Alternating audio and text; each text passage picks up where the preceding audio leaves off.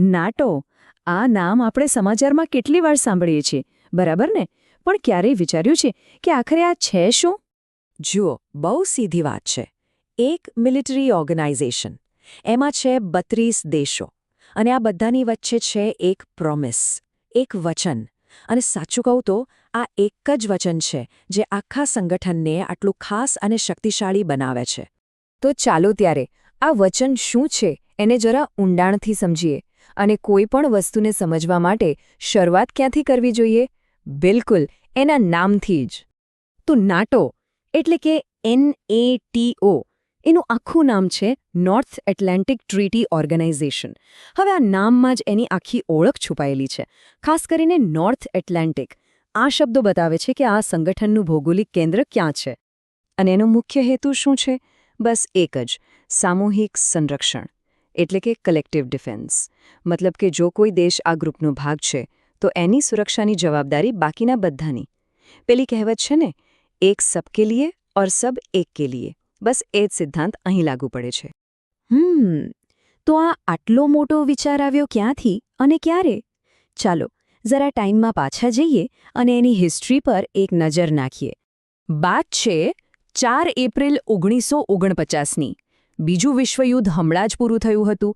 આખી દુનિયા એકદમ બદલાઈ ગઈ હતી અને એક નવી જાતની સુરક્ષાની જરૂર હતી. બસ એ જ જરૂરિયાતમાંથી જન્મ થયો નાટોનો. અને આજે આ આખા ગ્લોબલ ઓર્ગેનાઇઝેશનનું હેડક્વાર્ટર જ્યાંથી બધો વહીવટ થાય છે એ છે બેલ્જિયમના બ્રુસેલ્સમાં. હવે જે સંગઠન આટલા વર્ષો પહેલાં બન્યું એ શું આજે પણ એટલું જ મજબૂત છે? હા, એટલું જ નહીં, સમયની સાથે સાથે એ વધુ મોટું અને વિસ્તૃત પણ થયું છે. શરૂઆતમાં તો બહુ ઓછા દેશો હતા, પણ આજે આ આંકડો પહોંચી ગયો છે 32 પર.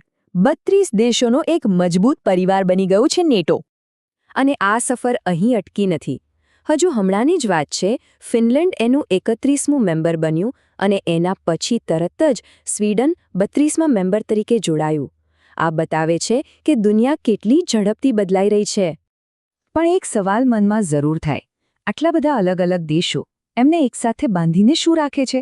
વેલ, એક એવી કલમ છે જે આખા સંગઠનનો જીવ છે, એનો આત્મા છે. તો નાટોની અસલી તાકાત શું છે? એની પાસે રહેલા લાખો સૈનિકો, એના અત્યાધુનિક હથિયારો, કે પછી કંઈક બીજું જ છે? એની અસલી તાકાત એ આ એક લાઇનમાં છે. એક પર હુમલો એટલે બધા પર હુમલો. આ નાટોની ટ્રીટીનું સૌથી ફેમસ આર્ટિકલ 5 છે. આનો મતલબ બહુ સિમ્પલ છે.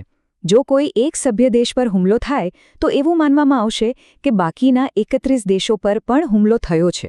અને પછી બધા સાથે મળીને જવાબ આપશે. આ જ છે એનું સૌથી મોટું સુરક્ષા કવચ.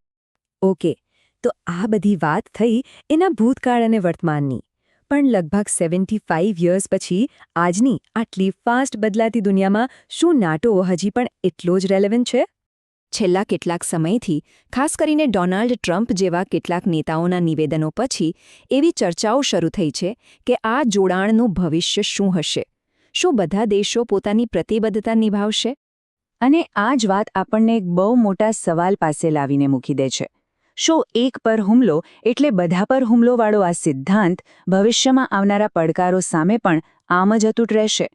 આ એક સવાલ એવો છે જેનો જવાબ જ નાટોનું ભવિષ્ય નક્કી કરશે.